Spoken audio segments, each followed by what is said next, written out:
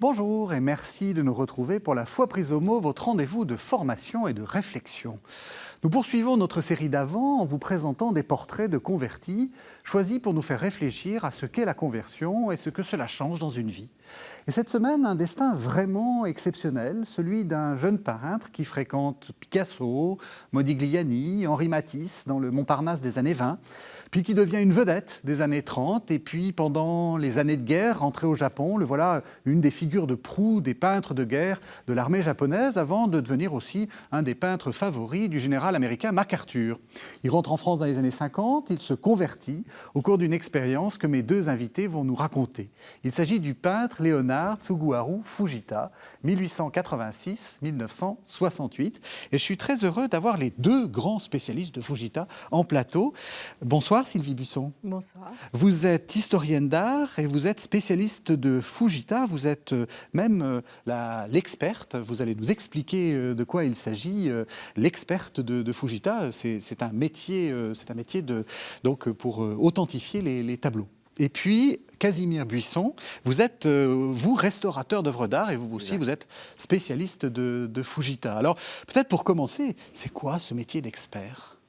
Alors, c'est un peu un piège des experts. Bah, dites donc. Le jour où on s'engage, parce qu'il faut s'engager à être expert, on s'engage à défendre l'œuvre du peintre, mais d'une manière très prosaïque, c'est-à-dire c'est son tableau qu'on va défendre. Oui.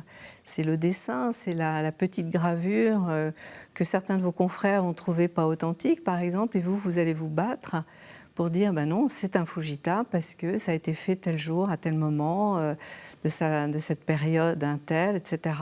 Donc il faut très bien connaître à la fois l'œuvre et la technique. Et c'est là l'exigence. C'est pour ça que je dis que c'est un piège, parce que vous savez de quoi vous parlez, vous êtes la présidente de l'Union française des experts, des experts et des expertes. Et oui, donc parce qu'en fait, le peintre est quelqu'un qu'on connaît bien d'une manière, on va dire, livresque, et au travers des recherches, des différentes recherches qu'on peut faire, mais on ne l'a pas rencontré, il ne vous a pas fait ses confidences, en tout cas dans mon cas. En 68, j'aurais pu le rencontrer, j'avais 20 ans, mais malheureusement, il est mort à ce moment-là, et moi, je terminais mes études, enfin, il y avait quelque chose qui faisait que ce n'était pas possible. Donc, j'ai rencontré sa veuve, j'ai eu cette chance, la dernière femme de Fujita, la 5e. J'ai rencontré aussi tous les experts qui m'avaient précédé, en commençant par Paul Pétrides, qui a été son marchand depuis 1928 jusqu'à sa mort. J'ai rencontré beaucoup de gens qui l'ont connu, enfin, j'ai recueilli énormément de confidences, mais il était très secret, Fujita. C'était un chat dans son atelier qui faisait sa petite cuisine et qu'il a fallu en fait aller analyser après coup pour savoir ce qu'il mettait, les poudres, les liants, les solvants, etc., les vernis. Parce que justement, c'est compliqué. Il n'y a pas de liste de toutes les œuvres de Fujita ? Alors, c'est naïf, ma question. Hein, mais... Non, on connaît celles qui sont dans les musées, oui. On ne connaît pas celles qui sont dans les collections privées. Oui. Et il ne tenait pas la liste de toutes les œuvres qu'il a faites, évidemment. Non, ça aurait été trop facile. En fait, la plus difficile des parties que j'ai eu à étudier, c'était la partie de mon travail entre le moment où je me suis engagée en tant qu'expert, c'est-à-dire 88. On a commencé en réalité à peu près 10 ans avant, mais au moment où il n'y avait pas Internet. À partir du moment où il y avait le réseau, le net, automatiquement, toutes les choses se sont simplifiées. Parce qu'il s'agit maintenant de faire Google quelque part et on peut trouver des choses. Oui. Mais à l'époque, c'était les bibliothèques, en France, au Japon, en Angleterre, en Amérique du Sud. Enfin, j'ai suivi en fait la trace de Fujita dans le monde entier. Ce qui est intéressant, ça a été un peu compliqué. Ce qui est intéressant dans ce que vous expliquez, c'est que on imagine l'expert regardant un tableau genre Rembrandt, puis disant oui, c'est le trait de Rembrandt. Vous faites en fait un patient travail, il y a peut-être aussi l'œil évidemment, hein, mais surtout un patient travail de sourçage, enfin, ou de traçabilité, si j'ose dire. Il y a les deux. l'archive est très importante pour pouvoir aussi justifier la décision d'authentification. Oui. Les gens ne sont pas forcément toujours d'accord sur la sentence. Oui. Et donc, Surtout quand elle n'est pas... Parfois, il faut pouvoir dater dans une certaine période, dans les années 50. Et si on a la datation en novembre, parce qu'on sait qu'il y a eu une rencontre, une exposition, parce qu'il y a quand même une liste dans les expositions souvent. Oui. Surtout chez Petrides, il y a une liste, donc on a des titres, Oui. mais on ne sait pas forcément à quel tableau ça va correspondre. Oui, parce qu'il n'y a pas toujours les photos qui vont avec. Non. Alors parfois, il y a problème. 50, exactement. non. Ouais. Alors 50 par et contre, il y a des 60, numérotations derrière sur le châssis ou des choses comme ça, donc ça permet aussi savoir que ce tableau a été dans cette exposition en 1952. Par exemple chez Petrides ou ailleurs. Donc, voilà, Non, mais comme vous le disiez très bien, on peut avoir une première impression. En général, c'est toujours la bonne. Oui, bah oui, parce que l'intuition est... j'imagine que vous connaissez tellement. En général, On peut faire des erreurs. non, mais on a pu revenir quelquefois sur... on est souvent assez réticent. Je ne dis pas que je sois paranoïaque devant un tableau de Fujita, mais malgré tout, je me pose énormément de questions. Ouais. Donc, on peut revenir quelquefois sur un tableau un peu difficile. Dire qu'il y a des cas non résolus, je ne pense pas qu'on en ait beaucoup, mais on a des cas plus difficiles que d'autres. Donc, la première impression est quand même importante, mais ensuite, il y a toute la connaissance qui va venir se superposer. Et je pense maintenant de plus en plus, parce que les gens ont besoin d'explications. Oui. Ils sont de plus en plus informés. Oui. Donc, ils en veulent toujours un peu plus. Ils veulent un récit. Mais oui, Ils veulent quand une je dis histoire. les gens, ce sont les collectionneurs, ce sont les conservateurs de musées, ce sont les salles de vente, les grandes salles de vente, puisque toutes les salles de vente nous font appel, que ce soit Sotheby's, Christie's, etc., du monde entier. Donc, on ne peut pas dire oui, non. Enfin, je ne me sens pas de faire. Oui, c'est ça. Moi, ce qui m'intéresse, c'est justement... C'est de raconter l'histoire qui est derrière. Raconter l'histoire. Et ben, c'est ce que vous allez faire. Alors, vous êtes restaurateur. Exact. Vous faites quoi, en fait? Parce que c'est quoi ce travail-là? On sauvegarde des œuvres d'art qui sont soit abîmées par le temps ou des accidents.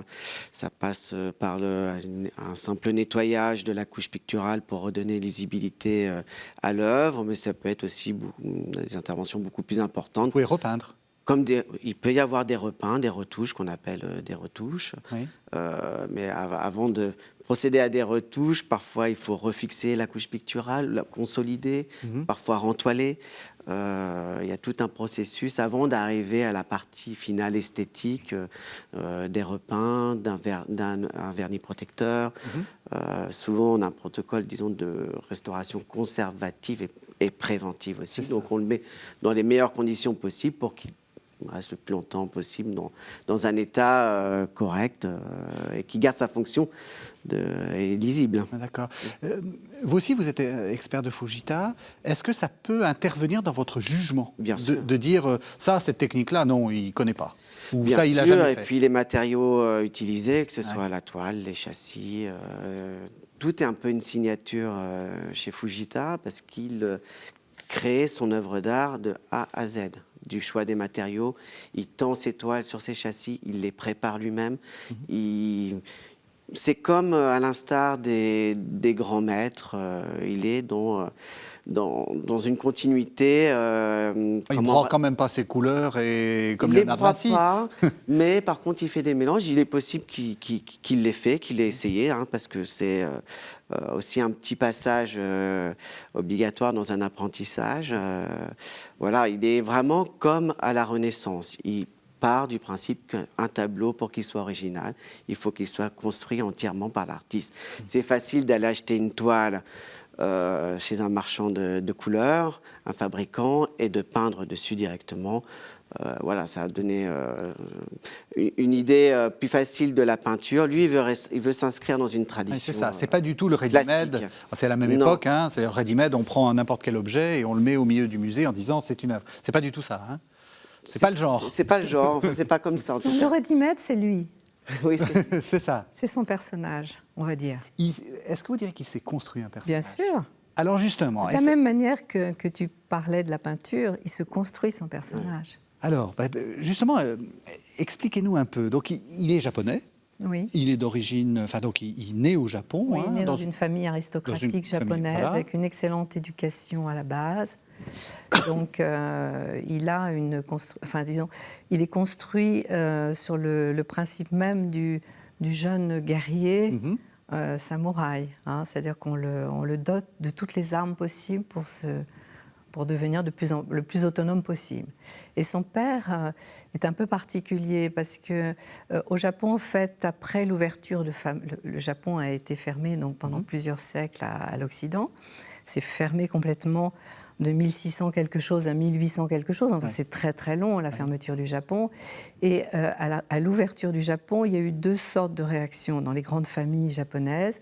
Soit on restait très conservateur et réfractaire à toutes les innovations, soit c'était le contraire. On s'ouvrait complètement à l'Occident. Et son père fait partie de ces gens qui se sont ouverts à l'Occident.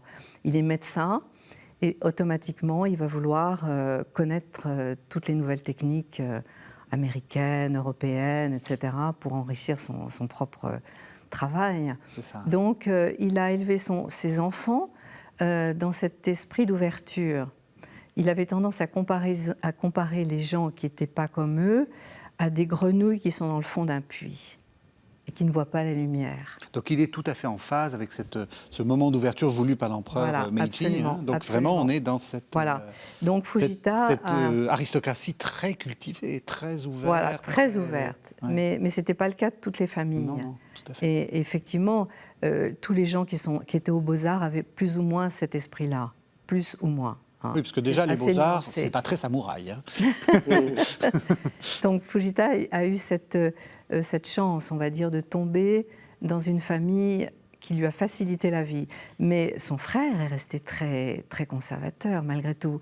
C'est-à-dire qu'il est un peu, on va dire, pas le vilain petit canard dans une famille, mais il est l'être étrange, quand même, dans sa famille. Voilà. Parce qu'aller à Paris, pour un Japonais, ça devait quand même être... Parce qu'il va arriver à Paris, hein, ça ne devait pas être si simple que ça, y compris quand on arrive à Paris. Déjà, le voyage est long. Il faut prendre le bateau, il faut effectivement ou à Marseille ou dans n'importe quel port et aller à Paris. Donc il y a déjà un cheminement pendant qu'il pense à tout ça pendant son voyage et il s'attend à rencontrer aussi des gens un peu particuliers comme lui. Ouais. Donc il se projette, il est curieux. Il est né à la bonne époque. Il serait né un siècle avant, ça aurait été terrible pour lui. On est quand même fasciné par le Japon. C'est l'époque où on a déjà connu des images. Il y a eu un premier japonisme. Oui, voilà, il y a eu un engouement. Le premier japonisme, c'est l'impressionnisme, donc c'est quand même le siècle d'avant. C'est ça. Et donc Fujita arrive en 1913. On connaît tout ça. Il y a un intérêt pour les arts japonais en général. Il y a un intérêt pour les arts japonais, il y a une fascination un peu pour le Japon. C'est pas encore très connu. Et on parle souvent de japonaiserie. Oui. C'est un peu mal connu et quelquefois un peu sous-évalué. Mais Fujita va créer un second japonisme, on va dire. C'est ça. Voilà. Derrière lui vont s'engouffrer après beaucoup de gens qui vont revoir un petit peu le Japon différemment. Et quand je dis ça, c'est les années 20, c'est-à-dire que ça peut être aussi bien Le Corbusier ou Mallet Stevens. Alors là, on va se structurer sur l'architecture du Japon. Donc ce côté très simple, voilà. avec des matières qu'on identifie immédiatement, hein, qui ne sont pas retravaillées. Non, voilà, le bois, le papier, des choses simples. Ouais. Alors, on va repartir sur le Japon, mais quand même, lorsqu'il arrive donc en France, c'est quelle époque ? Est-ce que c'est comme on l'imagine, Picasso, Matisse au bateau Lavoir, Montparnasse Alors Montparnasse, oui, pas tellement Montmartre, mais bon, il arrive en 1913 et effectivement, il se fait déjà connaître, lui, son personnage qui s'est inventé. Il le met en avant ses œuvres d'art, parce que ses œuvres d'art, finalement, son succès arrive quand même après, en 1917, donc c'est après la guerre. Il tâtonne, il touche à tout, il rencontre des gens. Il est déjà très apprécié, lui, comme personnage, donc c'est déjà important. C'est quoi son personnage ? C'est le japonais ? Il est en kimono et... Oui, écoutez, quand on voit ce qui se passe aujourd'hui au Japon, même avec le manga, finalement, il est très précurseur. Oui. Donc c'est très japonais, c'est un peu loufoque, c'est un peu exubérant, mais c'est avant tout un travailleur. Ce qui caractérise Fujita, c'est que c'est un grand, grand travailleur et il va s'exercer beaucoup, il va beaucoup toucher les choses, aller voir les musées. Il va s'instruire aussi et travailler en secret, un petit peu, voilà. Le personnage, vous dites, ça compte. Pourquoi? Parce qu'on est à une époque où on cherche l'ailleurs. Enfin, on dit souvent que Picasso invente l'art moderne en allant voir des masques africains. On est à cette période-là? Alors, je crois qu'il faut remonter un petit peu dans la biographie de Fujita, enfin de Tsuguharu Fujita, puisqu'il s'appelle Tsuguharu au Japon, avant de s'appeler Léonard bien plus tard. Il perd sa mère quand il a 5 ans. Il est orphelin. Donc, il va se créer un personnage, cet enfant, qui est très sensible. C'est le dernier de la famille, hein, c'est le 4e enfant. Il est très sensible et il se crée ce personnage combattant et combatif qui va partir à la recherche de sa mère, en fait, toute sa vie. Il y a quelque chose comme ça qui va le construire. Et donc, le Japon, il va en faire le tour assez rapidement. Il est hyper doué. Il est très, très intelligent, très curieux, précurseur de beaucoup de choses. Et déjà au Japon, il se construit une image qui n'est pas classique. Quand il arrive à l'école, il a toujours une écharpe ou un foulard ou une cravate bizarre. Il va se tailler les cheveux d'une manière un peu différente. Il se singularise tout de suite pour qu'on le remarque. Il ne veut pas être oublié. Il a la moitié de sa famille qui est disparue, sa mère est partie. Donc il a que son père est très absent. Son père a une charge très importante. Il est général, il est médecin, il est major de l'armée impériale. Cet enfant se dit ou je tombe dans un trou, ou je me sors de ça. Et c'est ce qu'il va faire. Donc quand il va arriver en France, il va faire que continuer. En fait, il est sur sa trajectoire. Il a pris le bateau, il a sauté sur un bateau. C'est le saut mortel ou c'est le saut vital. Voilà. Et c'est un petit peu ça, Fujita. Donc quand il arrive en France, il tombe sur Picasso. En fait, ils se ressemblent, ils ont la même taille, ils sont très costauds. Enfin, Fujita, c'est un personnage très musclé. Hein. Il est 2e dan de judo. Enfin bon, c'est quelqu'un de très combatif. Et donc, il va se créer ce personnage un peu à la limite entre le Japon et la France, en s'appuyant sur la Grèce antique. Il s'inscrit avec son meilleur ami Kawashima, qu'il retrouve à Paris en arrivant en 1912. Kawashima est là depuis 1912, lui il arrive en 1913. Bon, il se crée un personnage avec une chlamyde, ils tissent leurs vêtements, etc., pour essayer de repartir de la Grèce antique. C'est complètement fou. C'est fou, mais en même temps c'est fascinant. Il se promène sur le boulevard Montparnasse en toge, avec un turban dans les cheveux, il se crée ses colliers, enfin bon, ils sont au Louvre, ils sont à Montparnasse sur les terrasses, ils fument avec des fumes-cigarettes, enfin, il y a un côté queer même de Fujita au départ. Il se promène en robe, en jupe sur le boulevard Montparnasse. Alors, il y a un côté aussi un petit peu dur de la France de l'époque, qui est ce côté conservatif et légèrement raciste. Même plus que légèrement, et notamment les critiques d'art. Donc là aussi, il se dit, il faut que je me mette à combattre tout ça. Je ne veux pas me laisser détruire. Donc, il va se blinder, on va dire. Et tous les gens qui vont l'aider à se blinder, c'est Apollinaire, c'est Blaise Cendrars, c'est André Salmon, c'est Picasso, c'est Modigliani. Enfin, bon, bref, il a rencontré les rentrées la crème de l'époque. dans le cercle des gens importants de Montparnasse. Montparnasse étant déjà un quartier un peu particulier. Hein, c'est un petit quadrilatère. Il a quand même. Hein, bien donc, sûr. Voilà. Est-ce que vous diriez qu'il est déjà mystique ? Ou qu'il y a quelque chose, qu'il y a une quête, ou qu'il y a une question? Il a une grande spiritualité, il a déjà une approche... Le samouraï est spirituel, il cherche le geste parfait. Voilà. Et aussi bien dans la manière de tuer que la beauté dans le tuer quelqu'un, en fait. Oui. Ils savent faire des bouquets de fleurs, ils savent écrire des poèmes, ils savent dessiner. L'apprentissage du Bushido est complet. Voilà, c'est pas juste un guerrier barbare avec une épée qui vous... C'est ça. Voilà. Donc, il y a toujours ce côté spirituel. Comment vous caractérisez sa peinture à cette époque? Ça ressemble à quoi? Quand il arrive en France... Quand il commence à devenir célèbre, parce qu'il va falloir qu'on avance puisqu'on arrive... Oui. Fujita, en fait, arrive, il est complètement perdu il est complètement remis en cause, on va dire, par Picasso. Le cubisme et tout ce qu'il aperçoit au Salon d'automne en 1913 va complètement le déstabiliser. Et c'est formidable, parce qu'il a une technique merveilleuse, il a étudié aux Beaux-Arts de Tokyo, donc il sait peindre parfaitement, aussi bien dans le style Nihonga, c'est-à-dire classique japonais, que dans le style Yoga, qui est la peinture moderne à l'huile. Donc il sait tout ça par cœur, sauf qu'il veut se créer son propre style. Donc, il voit ce qui se passe en France, c'est-à-dire le suprématisme. Il y a un peu de suprématisme, il y a un peu de cubisme, il y a de l'orphisme, il y a les Delaunay, etc. Enfin, c'est très riche. Il se dit, mais qu'est-ce que je vais faire dans tout ça?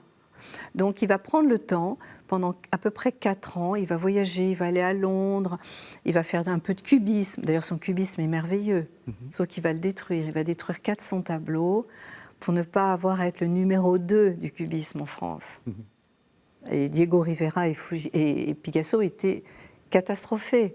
On conserve une dizaine de tableaux cubistes de Fujita un peu importants, mais c'est tout. Le reste, il l'a détruit. Donc après, il va revenir à ses sources, c'est-à-dire qu'il va se souvenir de tout ce que le Japon a pu, et la Chine, avant le Japon, a pu apporter de singulier dans le paysage on va dire, de la peinture internationale. Et donc, ces premières expériences très bien reconnues en France sont celles qui vont allier la France et le Japon, c'est-à-dire qu'il va revenir, on va dire pour simplifier, aux traits d'Okusai et de Hiroshige. C'est ça. Donc, Okusai, la ligne, on connaît la vague, hein, cette fameuse estampe iconique. Hein, voilà. Donc, la ligne, c'est la ligne, c'est... et la couleur. Et la couleur par aplat. Par aplat. Donc, pas de... Voilà, c'est ça. Il n'y a pas de matière. C'est très, très lisse, très fin. C'est l'impression qui prime. Est-ce que vous diriez que c'est un style japonais, que c'est une japonaiserie? Non, c'est du Nihonga, donc c'est de la vraie peinture japonaise. Non, ce qui fait lui. Non, lui, il fait quelque chose qui est... Est-ce qu'il imiterait du... Vous voyez, il ferait du... Il n'imite pas ses maîtres, ses pères, ses ancêtres peintres du Japon, mais non, il a son propre dessin. C'est un dessinateur extraordinaire, qui est capable de vous faire un contour d'un corps humain en un seul trait, sans lever. C'est assez extraordinaire. Donc il a un style, une facilité technique qui lui permet d'avoir tout de suite, très vite, son style. Nous, on reconnaît dans les expertises tout de suite sa main. C'est tellement difficile à faire, voilà, c'est ça. tellement fin et régulier qu'on reconnaît tout de suite. Donc voilà. Après, il a une espèce de manière de dessiner, de peindre dans ces années, dans 1917. C'est très allongé, très épuré. Donc il a quand même un style. Si vous regardez Hiroshige ou les autres peintres japonais, c'est des personnages qui sont un peu plus ronds, plus pleins, plus voilà. Il y a un côté moderne dans ses représentations. Alors lui, il a Modigliani à côté de lui. Oui, c'est ça. C'est Hiroshige chez Modigliani, quoi. Oui, bien sûr. C'est tout à fait ça. Il veut imposer son côté moderne, quand même. Voilà, il veut faire partie de ce cercle à juste titre. Oui. Et alors, il a cette vie, surtout après la guerre, hein, manifestement, où ça marche. Enfin, il est un peintre reconnu, il est même à la mode. Il est le premier à faire une exposition importante pendant la guerre encore, en juin 1917. Et là, Picasso reste 3 heures pendant l'exposition à observer, parce qu'il avait travaillé en secret jusque-là. De 1913 à 1917, tout ce qu'il fait, il le garde dans son atelier. Donc en juin 1917, tout le monde est ébahi, et la critique française, la première. Donc à partir de là, après sa trajectoire, elle est toute tracée. Il va changer de style ou pas ? Est-ce que c'est un peintre, l'image que l'on a, c'est celui de Picasso, où presque tous les 10 ans, ou même tous les 5 ans, il y a un changement. Est-ce que c'est un peu comme ça ? Alors, oui, il s'inscrit dans les différentes décennies, il change avec son temps, Fujita. Hein, donc, et il change avec ses femmes. Et il change aussi avec ses femmes. Voilà. Parce qu'il a Mais en général, les femmes marquent aussi les décennies quelque part. Absolument. Donc, oui, effectivement, il ne reste pas sur ses acquis. Alors déjà, il va créer un style qui est particulier. On parlera des grands fonds blancs dans les années 20. Il crée une matière déjà qui va lui permettre d'avoir son style particulier qui va être reconnaissable. Et puis, au fur et à mesure, dans les années 30, il voyage, il doit peindre d'une manière différente. Il y a une idée différente aussi de la peinture, de la représentation, de l'effet qu'il veut donner. Et dans les années 50, après, il revient, il y a plus de paysages, il revient à une peinture d'atelier où il refabrique ses tableaux de A à Z, du support jusqu'à la finalisation, etc. Et aussi des matériaux différents. Il va enrichir sa palette au fur et à mesure de couleurs, une gamme plus vaste. Il y a des couleurs nouvelles qui arrivent aussi, alors qu'au départ, c'est des très très peu de pigments différents. Il y a un bleu, il y a un rouge, il y a un jaune, il y a une terre, il y a un or. Bon, c'est assez restreint, on va dire. Plus la ligne finalement que la couleur. Vous dites qu'il change de style en même temps qu'il change de femme. Il a une vie amoureuse et plus généralement une vie sociale. Oui, alors je vais me raccrocher à la perte de sa mère, Oui. qui en fait fait que la figure féminine, pour lui, a une fascination extraordinaire, presque mystique, on va dire. Hein, la Vierge, notamment.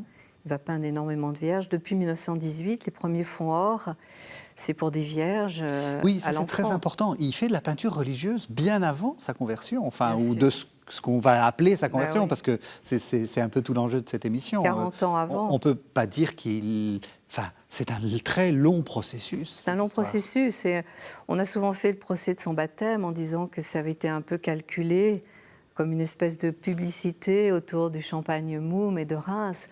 On va y venir. Malheureusement, non, moi je détruis tout ça, hein, parce Oui. que, bien entendu, déjà sur le chemin de l'école à Tokyo, il se trouvait une petite église. Il rentrait dans l'église, il l'a écrit lui-même, pour pouvoir justement se recueillir et observer les images pieuses, les images saintes. Donc c'est très ancien, ça, son recueillement, on va dire. Sa recherche mystique. Et ça a à voir avec ce que disait Casimir, c'est-à-dire l'apprentissage du samouraï. C'est la même démarche de méditation et de recueil sur soi pour pouvoir donner plus aux autres ou bien, voilà, où exister. Donc Fujita est dans cette démarche-là et ces femmes l'ont toujours beaucoup aidé à ce genre de travail. Comment dire ? C'est un personnage qui est avant tout seul, mais qui a besoin d'être accompagnée, Fujita. Donc ces femmes sont un moment très important de sa vie. Donc la première, c'est Fernande. C'est l'amie de la femme de Modigliani. Elles étudient à la Grande Chaumière ensemble. Et Fernande est une peintre, donc ils vont travailler ensemble. Sauf qu'elle est beaucoup moins assidue que lui. On ne peut pas être plus assidu que Fujita. C'est un travailleur. C'est pas possible. Oui, c'est un forcené de la peinture. C'est ça. Un forcené de la peinture. Et donc, il tente, il réessaye, il refait. Oui. Enfin, vous avez dit, il a un trait très sûr. On imagine un peu à la Picasso dans les derniers temps, vous savez, ces images où on le voit à travers une vitre faire quelque chose. Bon, avec la lumière. C'est pas du tout ça, Fujita. Enfin, si, c'est ça, mais il y a aussi une recherche. C'est ça aussi. Il y a une aisance extraordinaire. C'est un surdoué de la peinture. Et en même temps, il est très expérimentateur. Hein. C'est ça. Donc, il y a un peu les deux, un peu comme Picasso, ils s'entendaient très bien. Oui, en fait, Picasso est un grand bosseur aussi. Hein, oui, c'est un peu l'image qu'on a d'un gars qui fait quelque chose sur le coin de table et puis qui le vend, mais pas du tout. Mais non, mais Fujita toujours s'inscrit dans la lignée des grands maîtres de la Renaissance ou des Flandres, hein, d'ailleurs, des maniéristes. C'est quelqu'un qui va faire beaucoup d'esquisses, beaucoup de croquis, avec différentes variations. Il va passer dans tout le processus de création, il le fait. C'est pas juste l'instinct, on se jette sur la toile, voilà. Il crée vraiment une œuvre d'art comme on le faisait autrefois. Sans être besogneux. C'est ça qui est étonnant. Alors, Fernande, et puis Alors après Fernande, ça a été Yuki. Oui. Fernande, un jour ou l'autre, en a eu assez de le voir travailler. Donc elle a quitté l'atelier pratiquement. Et elle l'a trompé, il a été très déçu. Et bon, il a rencontré à ce moment-là Yuki, qui était un rayon de soleil avec une peau extrêmement blanche. Et c'était la période de ses fonds blancs. Donc il y a eu quelque chose comme une rencontre un peu idyllique. Et ils ont vécu ensemble toute la période des années folles. Donc Yuki l'a accompagné en fait pendant cette grande épopée, on va dire entre 1918 et 1930, où Montparnasse était le centre du monde en fait. Hein. Voilà. Et Yuki donc était une muse. Il faut savoir que Fujita était sa propre muse en réalité. Donc c'était deux muses ensemble en fait qui ont traversé cette période, qui a attiré énormément de monde autour d'eux. Ils ont créé une espèce de mouvance Yuki étant un personnage quand même un peu sulfureux dans le sens où elle avait l'envie, elle aussi, d'exister. C'est une fille qui était pratiquement orpheline très tôt. À 20 ans, elle était orpheline quand Fujita la rencontre. Elle vient de perdre ses parents. Donc, un peu arriviste, on va dire, mais très intelligente elle aussi. Donc, elle a des amours un peu particuliers. Elle est très soumise à Fujita et en même temps, elle rencontre des modèles dans l'atelier et elle s'éprend des modèles. Donc, elle a des amours saphiques. À l'époque, à Montparnasse, c'est assez courant. Fujita en souffre énormément. Il fait avec. Il crée même le thème des deux amis, qui est un thème entre 1925 et 1927, on va dire, adoré par les amateurs de Fujita. Ces deux femmes qui ont une peau couleur de lait, qui s'embrassent ou qui se représentent nues devant le peintre. Donc il a eu cette fascination pour la femme à travers Yuki, qu'il a en même temps fait souffrir. C'est très paradoxal tout ça. Donc c'est un passage, à mon avis, qu'il a un peu aussi peut-être mené vers une certaine foi en quelque chose qu'il a sauvé. Yuki, après, donc, est tombée amoureuse de Robert Desnos, qui n'était pas n'importe qui. Oui. Il faut bien le reconnaître. Ça, c'est un des plus grands poètes de l'époque, c'est clair. Qui avait son âge, alors que Fujita avait l'âge d'être son père, quand même, aussi, il faut bien le reconnaître. C'était un peu compliqué pour elle. Et Fujita, devant ce front, en fait, de Desnos et de Yuki, Desnos étant son ami, il a même eu une période surréaliste, qui est assez étonnante, dans les années 30, s'en va.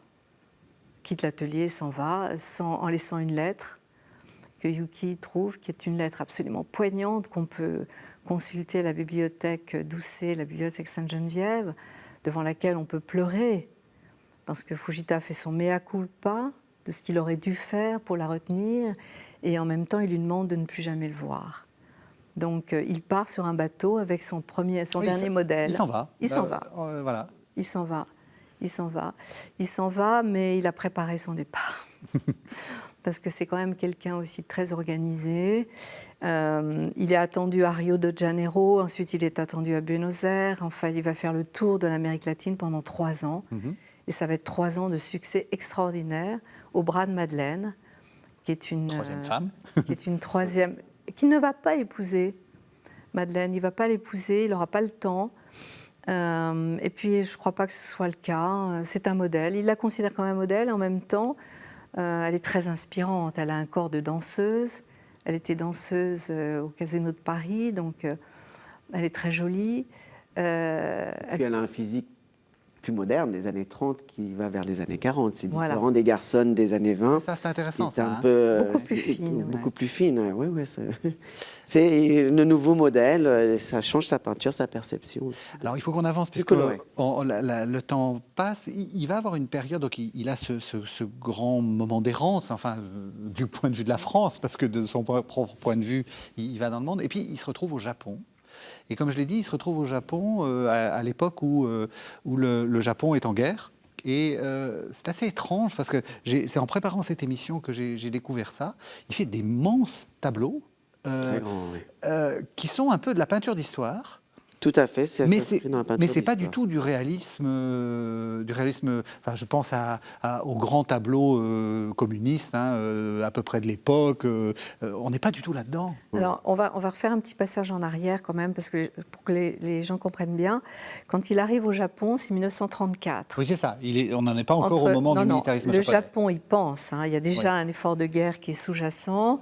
Mais ce n'est pas encore ça. Alors, entre 1934 et 1938, en réalité, il va faire d'énormes fresques à Tokyo, dans des cafés, sur Ginza. Il va devenir un peintre officiel, pratiquement, au Japon. On l'adore. Et il se lance dans des grandes peintures qui font 12 mètres de long, enfin, des choses énormes. Et il est repéré, évidemment, par l'armée. Et le jour où on a besoin de lui pour être le peintre officiel de la grande armée impériale, ça va être Fujita. Donc on va le mettre en avant tout de suite. Il est happé, on va dire. Alors, entre les peintures qu'il faisait dans les salons de thé sur Ginza et la peinture de guerre, en fait, il y a ça. Il est réquisitionné, on va dire, par l'armée. Est-ce que vous diriez que, je vais être un peu, c'est un peintre collabo? Non.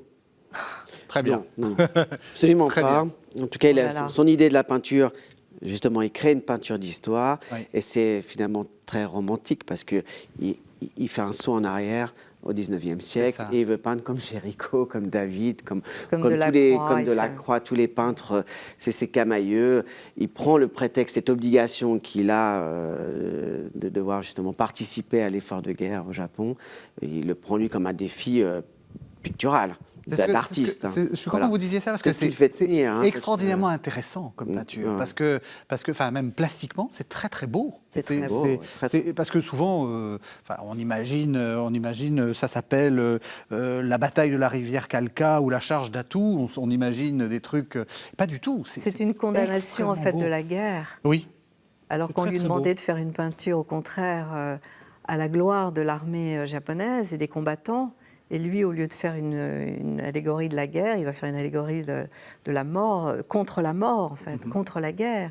Mais ça, ils ne s'en sont pas trop rendus compte au Japon, heureusement, sinon il aurait été exécuté. Ouais. Ils ne s'en sont pas rendus compte. Oui, il n'a pas créé des manifestes comme les peintures communistes qui sont beaucoup plus simplifiées, plus graphiques, plus. Il a créé une vraie peinture. Ouais. Mais on lui a pas reproché. C'est ça. On lui a pas reproché. C'était tellement beau. Et là, donc on va, parce qu'il faut vraiment qu'on avance pour arriver à ce moment de 59 là, entre guillemets de conversion, mais dont vous nous avez montré que c'est préparé depuis très longtemps. Il rentre à Paris dans les années 50. On lui reproche pas son. Alors, est-ce qu'on peut revenir un tout petit peu en arrière? Je suis désolé, mais. Non, mais c'est difficile, le roman de Fujita. C'est vraiment des allers-retours en permanence. Et c'est une vie que j'ai découverte en préparant cette émission, qui est fascinante. Fascinante, parce qu'en réalité, il revient en France en 1939. Oui. Après avoir été mis justement à l'épreuve d'être peintre de guerre en Chine en 1938, sur le front. Et là, il est dégoûté, il déprime, et il entraîne sa jeune femme, sa dernière femme, Kimio, à Paris, en pensant pouvoir trouver la paix à Paris et refaire une carrière. C'était raté. Il reprend contact avec toutes ces galeries. Il commence, et en 1940, il est obligé de partir, il prend le dernier bateau, parce qu'elle a peur, on est déjà pratiquement sous les bombes. C'est plus l'angoisse de Kimio que de Fujita. Voilà. Je pense que Fujita ne serait pas parti sans Kimio. Non, je pense qu'il serait resté à Paris. Il y avait son père aussi qui était mourant. Son père meurt en 1941, le général. Sa femme qui angoissait à Paris, à Montmartre, sous les alertes. Il prend le bateau, mais je pense qu'il l'a pris à contre-cœur. Et là-bas, à peine il est descendu de bateau, il est mis dans une jeep et il est réquisitionné. Oui, et là, c'est le début d'un chemin de croix. Une vie tragique. D'un calvaire. Oui. Alors, on l'a vu, évidemment, vivre à côté des généraux, mais il était obligé. On ne pouvait pas prendre le maquis au Japon, ce n'était pas possible. Et puis, il était de ce milieu-là. Il était de ce milieu-là. C'était le fils du général. Il y a une obligation familiale aussi. Il change de personnage. Les cheveux sont plus courts. Il est plus austère. C'est pas la vie pleine qu'il aurait voulu. Donc en fait, il a détourné cette peinture de guerre que certains ont pris au pied de la lettre en faisant justement de la propagande. Lui n'en a jamais fait. Au contraire, il a fait une peinture poignante où on aperçoit les gens morts sur le champ de bataille. Donc il s'en est sorti comme ça. Il peignait en secret des petits nus qu'on a répertoriés en 1943. Ouais. En 1942, ils font pleurer.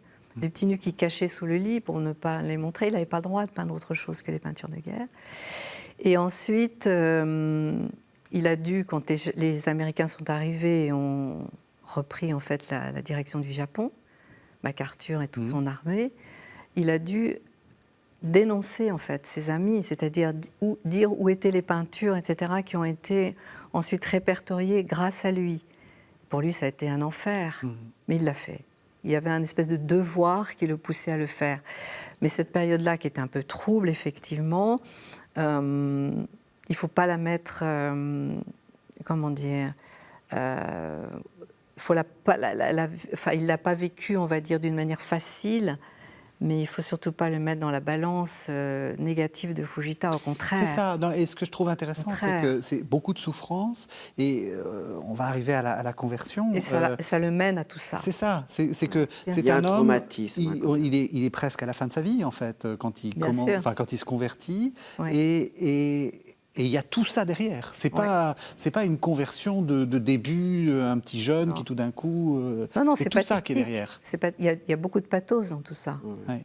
Il y a beaucoup de pathos dans on va dire la victoire des Américains, c'est quand même après 2 bombes sur Nagasaki et Hiroshima. Oui. Il a perdu énormément de monde. Il a perdu tout son atelier qui a été brûlé à Tokyo avec tout ce qu'il y avait dedans. Il perd sa vie japonaise aussi parce qu'il ne reviendra plus au Japon. Non. Oui. Il y a un traumatisme. Il veut s'inscrire dans la vie française, religieuse aussi, et laisser pour la postérité sa grande œuvre monumentale qui est la petite chapelle à Reims. Voilà. Alors, et sa dernière demeure. Donc voilà, qu'est-ce qui se passe? On dit souvent, enfin moi j'ai lu ça, on le lit sur Wikipédia, il va visiter une église et boum, il est devenu converti. Le 14 octobre 1959. Écoutez, il y a parfois de très belles lumières dans les églises qui peuvent aussi aider à... Vous y croyez, vous?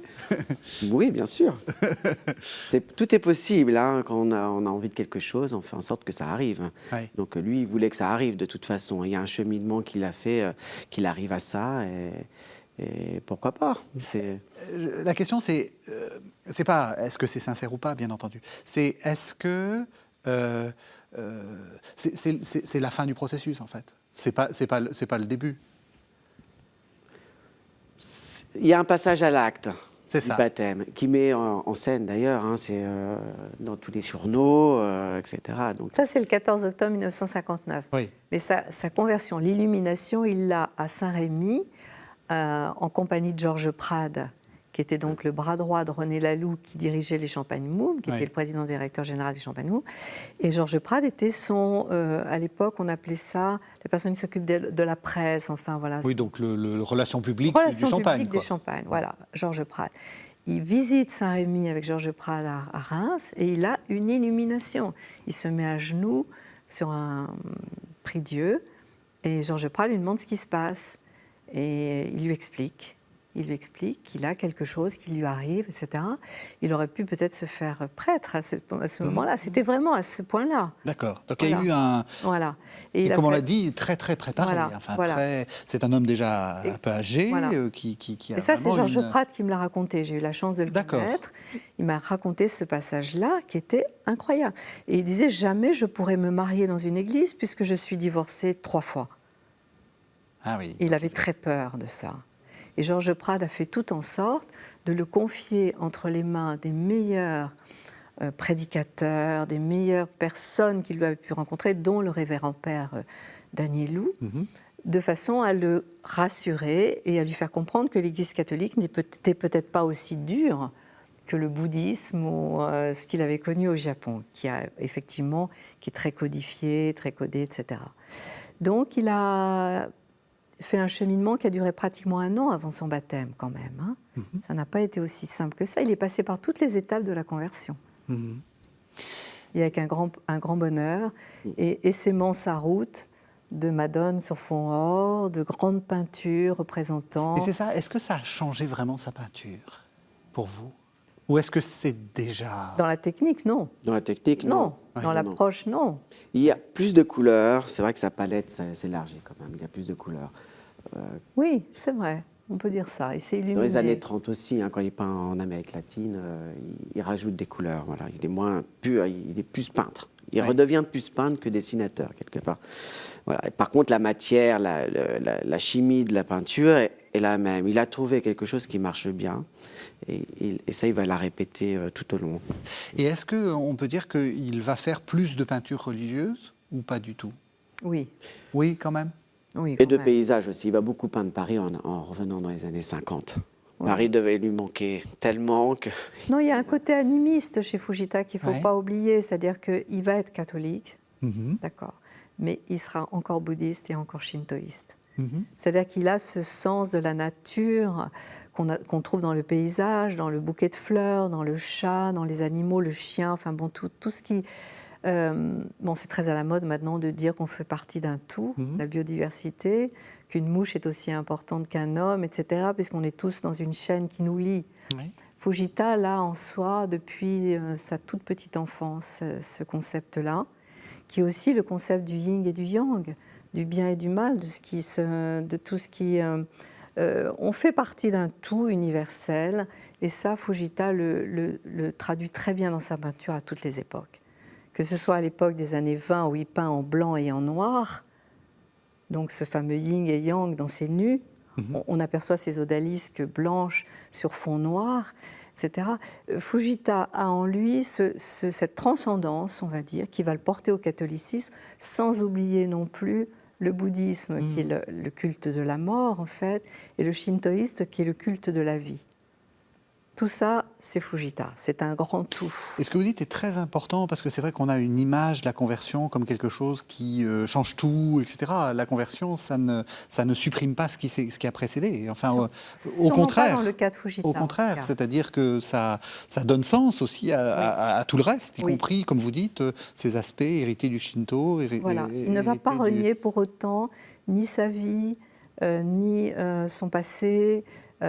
Au contraire, il va sublimer tout ça dans sa peinture.